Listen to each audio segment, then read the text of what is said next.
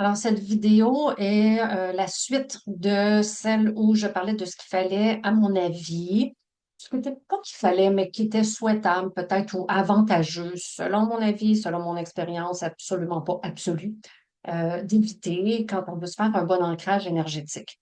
Donc, dans cette vidéo, je veux plutôt aborder quoi faire pour avoir un bon ancrage énergétique.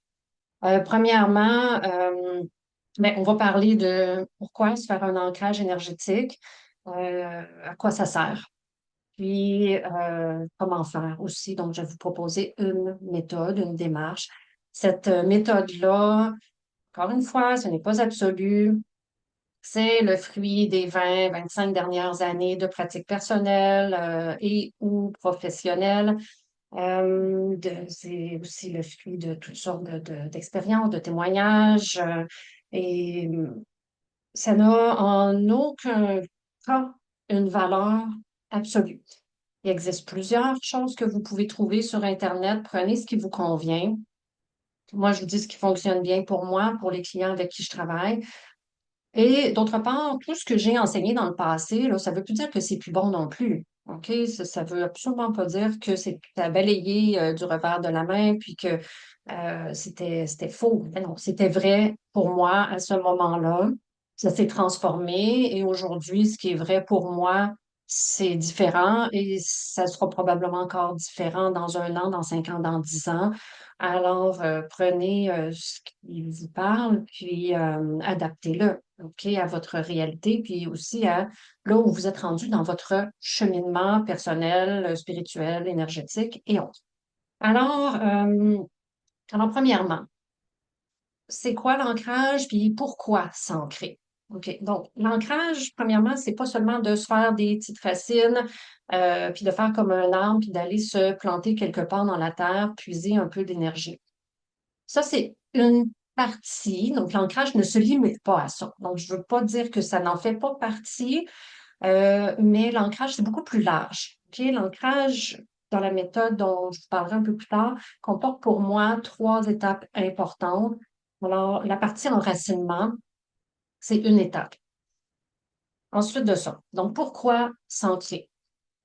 Être ancré, premièrement, comme je disais, c'est pas juste faire des petites racines, c'est très corporel. C'est d'être incarné, d'être dans l'ici maintenant, dans le corps. Pas quelque part à voguer dans le cosmos puis à se penser hautement spirituel parce qu'on parle avec des peuples galactiques, OK? Être ancré, d'avoir les 2 pieds sur terre, dans le corps, dans le réel. On fait ça pourquoi l'ancrage?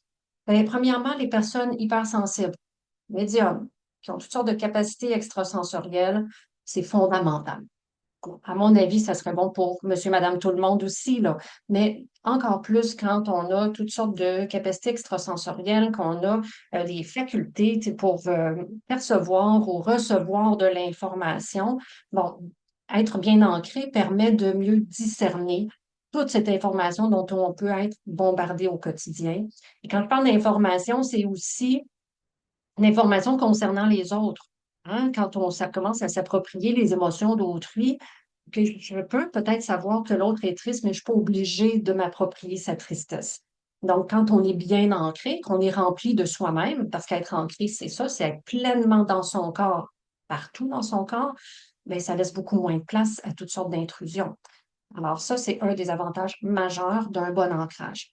Deuxièmement, si tu es un praticien, énergéticien ou n'importe quoi, de n'importe quel domaine de l'énergétique, de la médiumnité ou autre, de l'hypnose, bon, OK, toutes sortes d'affaires de même, c'est important d'être bien ancré. Pourquoi? Parce que la personne qui vient te voir, le client qui vient te voir, il est vulnérable. Et il a peut-être lui-même besoin d'ancrage. Donc, si tu te mets à flyer dans le cosmos avec lui, ça aide personne. OK? Et même que ça comporte des risques de déconnexion encore plus grande, de déséquilibre émotionnel, psychologique, énergétique et autres.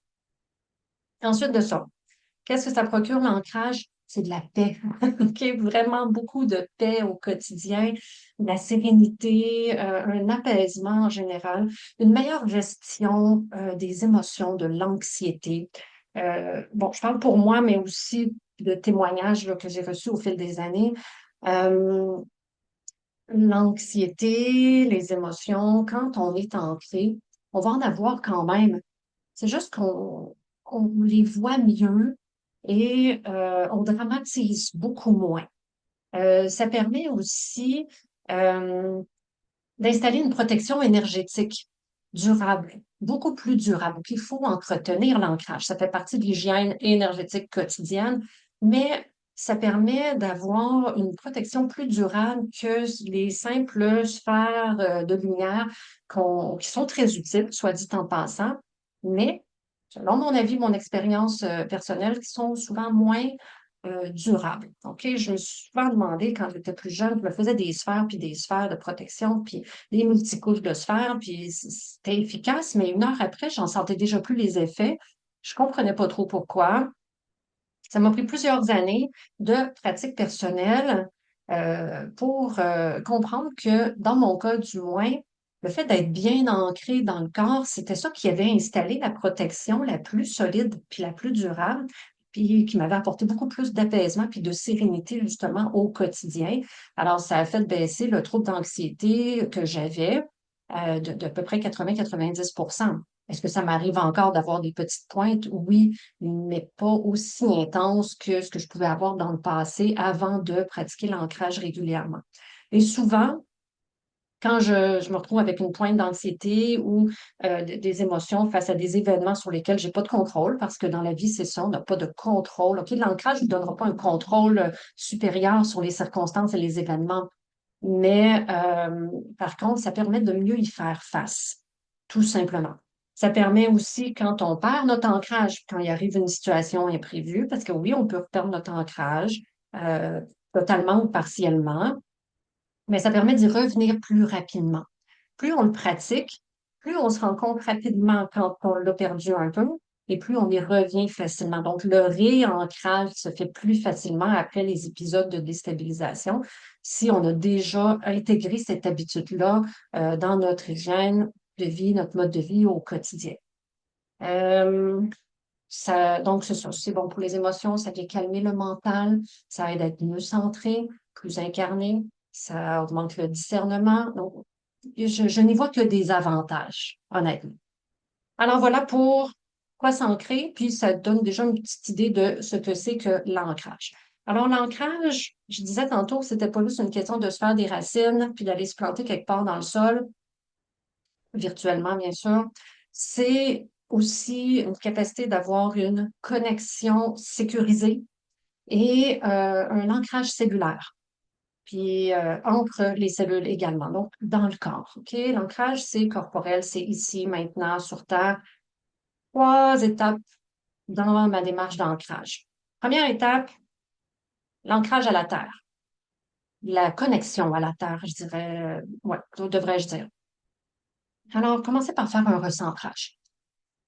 Ça va être plus facile. Fermez les yeux, prenez deux, trois respirations conscientes et prenez conscience des sons que vous percevez à l'extérieur de la pièce dans laquelle vous vous trouvez. Ensuite, prenez conscience des sons plus près de vous, à l'intérieur de la pièce dans laquelle vous vous trouvez. Et ainsi, rapprochez-vous progressivement de votre corps physique. Prenez conscience du corps physique dans l'espace. Prenez conscience de la position du corps, sa dimension, sa position, son poids, les sensations, les endroits plus tendus, moins tendus, l'air sur la peau, les vêtements sur la peau. Prenez conscience ensuite de l'air à l'entrée des narines et suivez le fil du souffle dans le corps pour vous intérioriser de plus en plus. Une fois que vous êtes rendu là, venez placer une main sur le chakra du cœur, comme ça ici. OK? Paume directement sur le chakra du cœur. Prenez conscience de cet espace au creux de la paume et de cet espace-là, visualisez que vous plongez vers l'intérieur du corps, en plein cœur du cœur de la poitrine, dans le chakra du cœur, là où se trouve le chakra du cœur. Et dans cet espace sacré à l'intérieur de vous, visualisez un endroit parfait, un endroit paisible où règne un calme, une lumière aussi, un beignet de lumière douce, apaisante, une lumière quand même très brillante également. Si vous n'arrivez pas à visualiser un endroit parfait, vous pouvez simplement visualiser ou imaginer une lumière très vive en plein cœur de la poitrine. De cette lumière, faites descendre un filet de lumière tout le long de la colonne vertébrale jusqu'à la pointe du coccyx. Et rendu à la pointe du coccyx, visualisez que cette lumière, ce filet de lumière se divise en deux pour poursuivre sa course le long des jambes jusqu'aux pieds, jusqu'à la voûte plantaire. Prenez un instant pour sentir les pieds sur le sol, les points de contact des pieds avec le sol, le poids des pieds, la température des pieds, la dimension des pieds. Observez les similitudes, les différences entre les deux pieds. Donc, tout simplement un instant de prise de conscience. Puis, cette lumière que vous aviez fait descendre jusqu'à la voûte plantaire, faites-la sortir maintenant, visualisez des racines lumineuses. Donc, je disais dans ma vidéo précédente, vous n'êtes pas un arbre. Bon, écoutez, si pour vous de visualiser des racines d'arbres, c'est plus facile, quand bien vous fasse, c'est parfait. Que cela vous profite et faites-le de cette façon-là. D'autres personnes verront plus facilement des chaînes lumineuses avec des encres à l'extrémité. Puis pour d'autres, ça ne fonctionne pas parce que dès qu'elles changent de contexte, qu'elles se retrouvent dans un avion ou sur un bateau, les racines sont plus valables. Alors, allez-y avec ce qui vous vient spontanément, ce qui vous parle. L'important, à mon avis, c'est surtout que ce soit lumineux. OK? Donc, des racines lumineuses, quelque chose OK, qui sort de vos pieds, euh, des rayons de lumière, et c'est lumineux. Et ça s'enfonce dans le sol. Et là, faites converger ces racines de lumière dans un centre qui se situe environ 15 à 30 centimètres sous vos pieds, qui est un espace sacré, une chambre sacrée, qui est aussi le chakra étoile de la Terre. Une fois que vos racines ont convergé, se sont retrouvées dans ce centre, celui-ci va agir en quelque sorte comme un facilitateur pour faire descendre encore plus directement votre ancrage de lumière jusqu'au cœur de la Terre-Mère. Alors, c'est vous, consciemment, qui allez vous ancrer à la Terre. Donc, c'est pas la Terre qui va faire un effort de connexion vers vous. Vous faites vous-même un effort de connexion, vous descendez consciemment votre ancrage lumineux jusqu'au cœur de la Terre-Mère. Le cœur de la Terre-Mère se situe en plein cœur de son noyau dur terrestre tel que vous le connaissez déjà. Alors, en plein cœur de la Terre se trouve le cœur énergétique de la Terre-Mère. Visualisez-le comme étant quelque chose d'intensément lumineux, très, très, très brillant. Certaines personnes vont le voir comme un cristal extrêmement lumineux. D'autres vont voir plutôt une flamme, un soleil très, très brillant. Ça doit être lumineux. La teinte peut varier, mais l'éclat est généralement intense. Sinon, si c'est pas intense, vous êtes probablement, vous vous êtes probablement, sans faire exprès, dirigé vers une autre source moins lumineuse dans la Terre. Alors, redirigez-vous vers le cœur sacré de la Terre-Mère. Et une fois que vous êtes parvenu au cœur sacré de la Terre-Mère, remerciez Gaïa, remerciez la Terre-Mère de vous permettre d'accéder à cet espace sacré. De cet espace sacré auquel vous êtes maintenant connecté, vous permettez à la lumière de la Terre-Mère de remonter le long de vos racines de lumière jusqu'à vos pieds. Cette lumière entre dans le corps, longe les jambes et retourne, va passer par le chakra racine. On commence toujours par le chakra racine. Pour l'ancrage, c'est fondamental. OK? On ne va pas s'ancrer par la couronne d'abord. Non. Sinon, il y a des risques de déconnexion. OK? Et de déséquilibre. On va s'ancrer par le chakra racine. C'est lui qui nous maintient bien comme il faut les deux pieds sur terre. Pas pour rien qu'on l'appelle le chakra racine ou le chakra de l'élément terre. Euh, et commander d'harmoniser énergétiquement ce chakra-là. Laissez la lumière faire son travail. Moi, je n'impose pas de couleur spécifique dans une harmonisation énergétique, dans un ajustement vibratoire des chakras. Le corps sait quoi faire, l'énergie est intelligente, elle sait quoi faire, elle sait de quoi le chakra a besoin en cet instant précis pour effectuer son harmonisation, son ajustement vibratoire.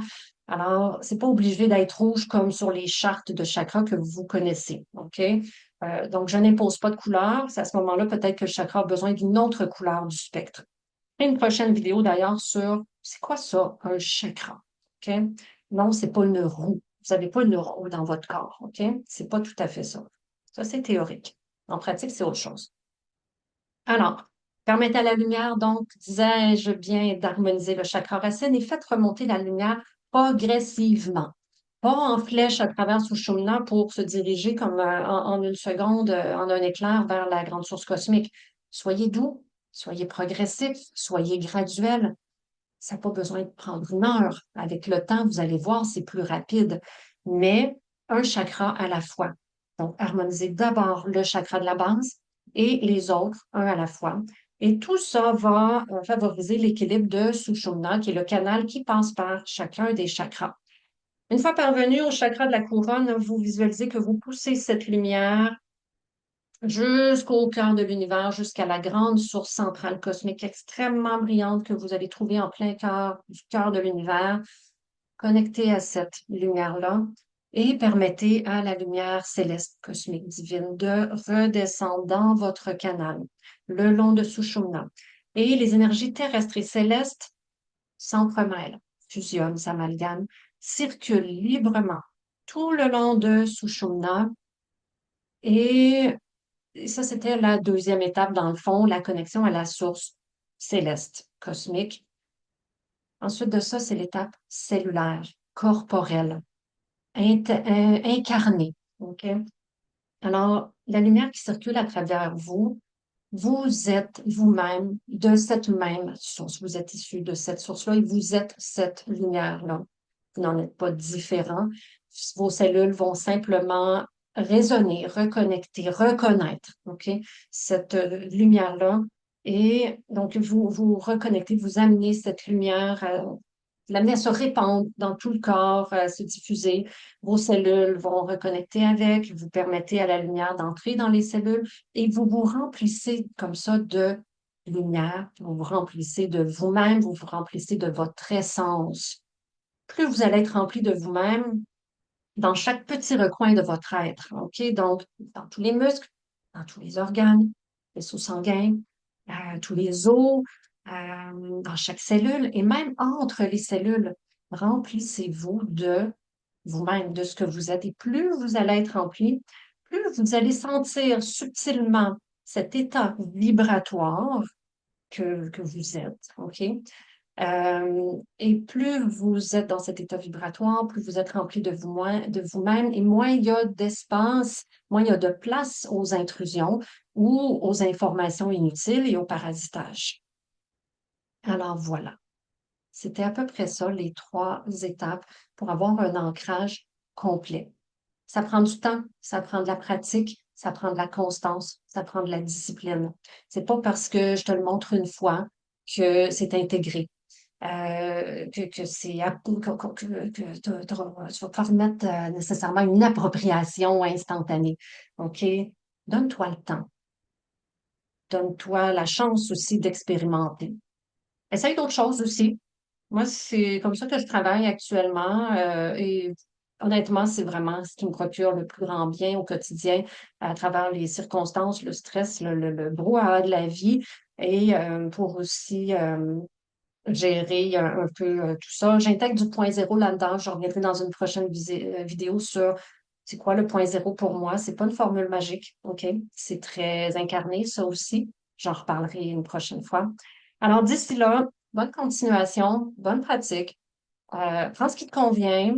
Ce qui ne te convient pas, ben, c'est bien correct aussi. Essaye, expérimente, puis viens m'en parler. Puis si tu as des questions, ben, ça pourra faire l'objet d'une prochaine vidéo. Merci. Ciao.